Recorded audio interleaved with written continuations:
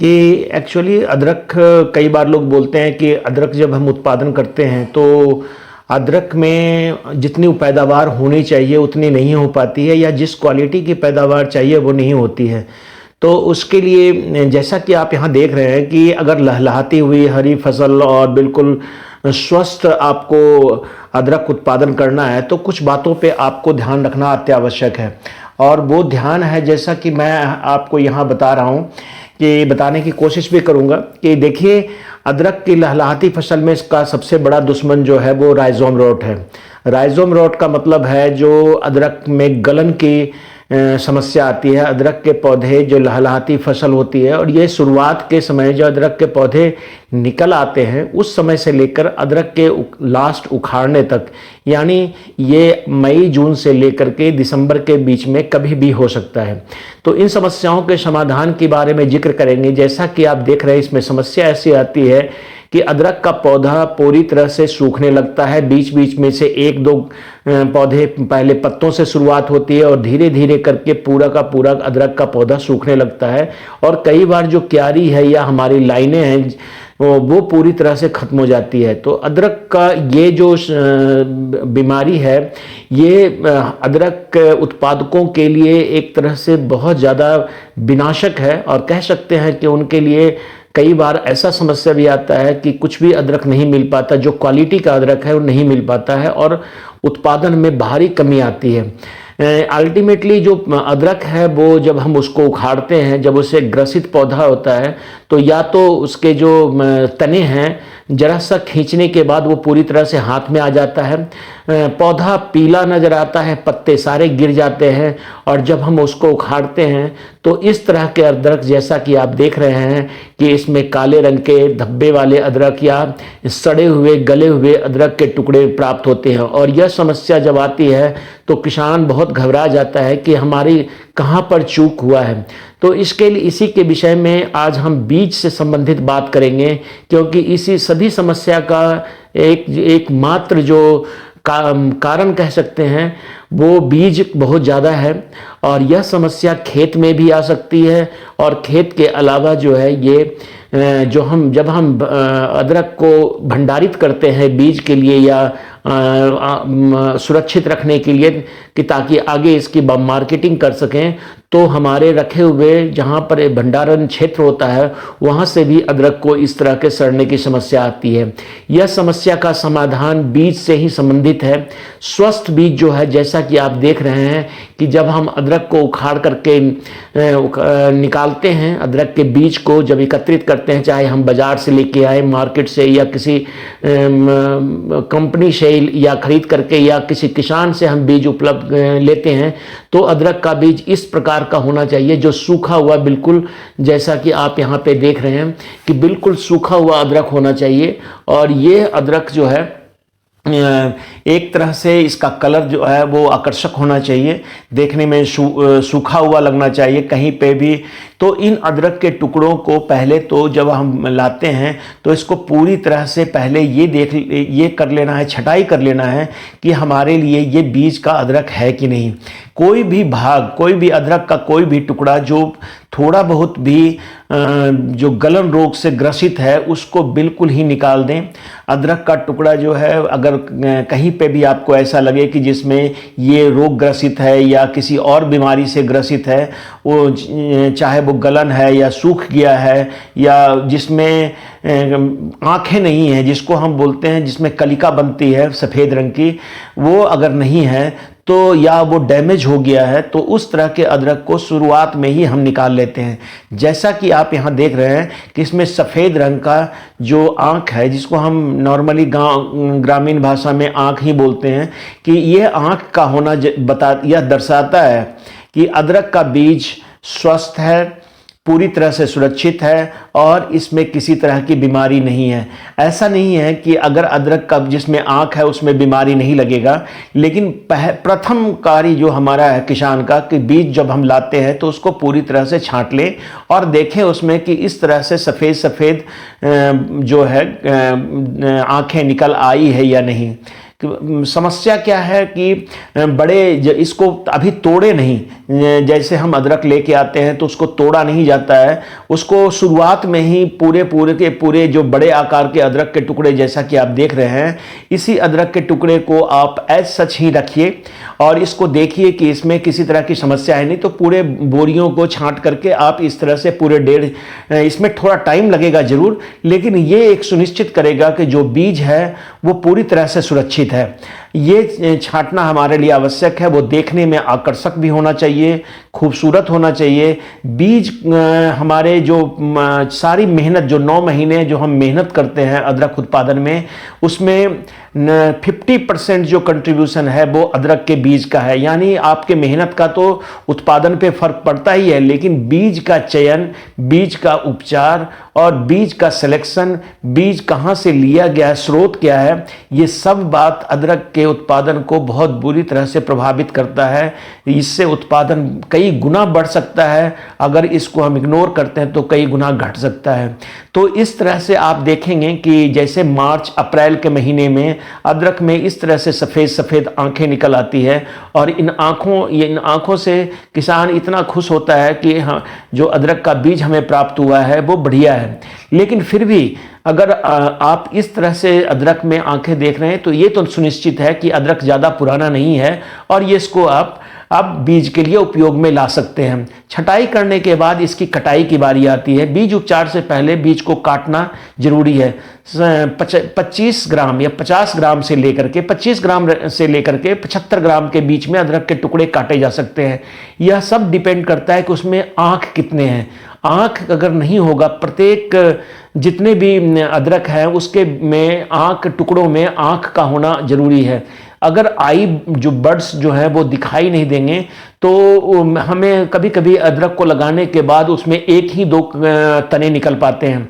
तो आँख से ही तनों का विकास होता है और उसी से बाद में झाड़ बनते हैं। जब बोलते हैं कि अदरक में झाड़ या बहुत सारे तने निकले, जितने ज़्यादा तने अदरक में निकलेंगे उतना बड़ा अदरक का नीचे वृद्धि और विकास होगा। तो टुकड़ों को काट लीजिए। काटने के बाद उसको उपचारित करने के बारी आती है। कई बार अदरक में इस तरह का ग्रोथ, जैसा आप देख रहे हैं, इस तरह की बढ़वार दिख जाती है। तो ऐसे टुकड़ों को बड़े सावधानी से काटिए और ये जो निकले हुए तने हैं, जो विकास की ओर जा रहा है, जो वृद्धि कर रहा है, इनको छांट करके अलग कर लीजिए। ये इसको उपचारित कीजिए, लेकिन इसको थोड़ा संभाल कर, ताकि ये जो निकले हुई कलियां हैं इसको ये टूटने ना पाए। इसको अलग से बिजाई कर सकते हैं। इसमें सावधानी बरतनी पड़ती है और इस तरह के टुकड़ों को छांट कर एकत्रित कर लें, एक जगह रख लें और इनको भी उपचारित करें, लेकिन सावधानी पूर्वक, ताकि इसकी जो तने का विकास जो हो रहा है वो टूटने ना पाए। ये इसके लिए अलग से क्यारी बनाएं, और क्योंकि इसकी बढ़वार जैसे ही आप ज़मीन के अंदर इसको लगाएंगे उसके बाद से तुरंत इसकी बढ़वार, अगर पानी की सुविधा वगैरह और मल्च वगैरह पूरी तरह से डालेंगे आप, तो इसकी बढ़वार शुरू हो जाएगी। तो ये टुकड़े काटना बहुत आवश्यक है अदरक में। और इन टुकड़ों को आप उपचारित करने के बाद, कभी कभी तो आपने देखा होगा कि इसके साथ, अदरक के साथ जड़ भी, जहाँ पर ह्यूमिडिटी रहता है, जहाँ नमी रहता है घर में रखा हुआ, वहाँ पर कभी कभी जड़ का भी विकास हो जाता है। तो इन जड़ों को भी नुकसान ना होने दें, किसी तरह का नुकसान ना पहुँचे, और इसका उपयोग जो है वो प्लांटेशन के लिए या रोपाई के लिए आप कर सकते हैं। इसके बाद आता है बीज का उपचार। बीज का उपचार हम कैसे करें, इसके बारे में किसानों को कई बार किसान सोचता है बीज उपचार करने से क्या फ़ायदा होगा। हमारे लिए बेविस्टिन, जो एक बहुत अच्छा फंजीसाइड है, जिसको कवकनाशी कहते हैं, बहुत पुरानी दवाई है, और ये हमारे लिए एक तरह से अदरक के लिए बहुत ज़्यादा उपयोगी है। इसकी 1 ग्राम प्रति लीटर मात्रा 1 लीटर पानी में 1 ग्राम को मिलाया जाता है। अगर 10 लीटर पानी लिया है तो 10 ग्राम। दूसरी जो हमारी फंजीसाइड है, यह फफूंदनाशक है, जिसको हम एंडोफिल या मैनकोजेब भी कहते हैं, एंडोफिल M45, और यह भी बहुत ही पुरानी कवकनाशी के कॉन्टैक्ट फंजीसाइड है। और इसका जो उपयोग किया जाता है वो हम बेविस्टिन के साथ मिला करके इसको हम प्रयोग में लाते हैं। इसको प्रयोग में इसलिए लाते हैं कि इन दोनों से उपचारित करने के बाद यह मान लिया जाता है कि बीज हमारा पूरी तरह से जो है उपचारित हो गया है। तीसरी जो दवाई है जिसको हम ब्लू कॉपर कहते हैं या कॉपर ऑक्सीक्लोराइड भी कहते हैं, यह कई कंपनियों के द्वारा बनाया जाता है। और यह जो ब्लू कॉपर है इसमें कॉपर और चूना होता है, इसे घर पे भी बना सकते हैं। इसकी 2.5 ग्राम मात्रा 1 लीटर पानी में लेनी है। वहीं जो मैंने डायथेनियम 45 बताया उसकी आपको 2 ग्राम मात्रा या 2 से 2.5 ग्राम मात्रा प्रति लीटर पानी लेना है। यहाँ ट्राइकोडर्मा के बारे में हम बात करेंगे कि 10 ग्राम प्रति 10 लीटर पानी में ये एक जैव उपचार के लिए यूज किया जाता है। तो इसको भी इससे भी उपचारित करने से वृद्धि, विकास और जो अदरक में उत्तरोत्तर जैसे जो राइजोम बनते हैं वो बड़े आकार के बनते हैं और कई तरह के बीमारियों में ये लड़ने में सहायता करता है। अदरक को कई सारी बीमारियों से मुक्त रहता है। तो जहाँ पे हम बेबिस्टीन और एंडोफिल, जो बेबिस्टीन आपने देखा होगा सफ़ेद रंग का एक पाउडर होता है, जबकि एंडोफिल जो है वो ग्रीन कलर का या हल्का भूरे रंग का होता है। इन दोनों को एक टब में ले लीजिए और टब में लेकर के उसमें 10 लीटर पानी डालिए और उसमें जो जैसी मात्रा मैंने बताई है 1 ग्राम और 2.5 ग्राम प्रति लीटर दोनों का मिला करके इसको डालिए, दोनों का घोल बना करके और इसमें अदरक को डाल करके आप इसको उपचार कीजिए कम से कम 15 से 20 मिनट के लिए। उसी तरह दूसरा लॉट भी डाल सकते हैं। दूसरा जो है जिसको हम कहते हैं कॉपर ऑक्सीक्लोराइड, इससे उपचारित करने के बाद पहले तो जब आप कटाई करते हैं उस समय आप कॉपर ऑक्सीक्लोराइड जो इसका घोल बनाइए, प्योर कॉपर ऑक्सीक्लोराइड का जो 2.5 ml ग्राम की मात्रा यहाँ गलती से लिखा गया है, ग्राम प्रति लीटर पानी में मिला करके और इसको आप उपचारित कर सकते हैं इसको घोल से कम 25 से 30 मिनट के लिए। उसके बाद डायथेनियम 45 और बेबिस्टीन के घोल में 1-2 घंटे के बाद जब वो सूख जाए पहले से, तो उसके बाद इसको उपचारित करें। इन दोनों से उपचारित कर देंगे या 1-2 दिन के बाद भी आप उपचारित कर सकते हैं कि पहले आपने कटाई की उसके बाद उपचारित कर लिया। तीसरा जो है जो ट्राइकोडर्मा, जिसके बारे में बार बार मैं बता रहा था कि ये ऐसा इसमें जीव होता है, ये बैक्टीरिया है ट्राइकोडर्मा, और ये जो बहुत ज़्यादा हमारे लिए, हमारे अदरक के फसल को बहुत ज़्यादा फायदा करता है और इसका जो उपयोग करते हैं उसको घोल बना करके एक स्लरी बना देते हैं। कभी कभी इसमें गोबर की मात्रा भी थोड़ा डाल देते हैं और इसी में अदरक के टुकड़े को, जो कटे हुए टुकड़े हैं, उसको इसमें डाल करके और अच्छी तरह से और करीब 30 मिनट तक इसको उपचारित करते हैं। ज़्यादा पतला घोल नहीं बनाना चाहिए, थोड़ा गोबर डाल करके इसको गाढ़ा किया जा सकता है ताकि बीज पे ये जो है चिपक जाए। जैसा कि आप देख रहे हैं कि ये जो बीज है वो ट्राइकोडर्मा से उपचारित किया गया है।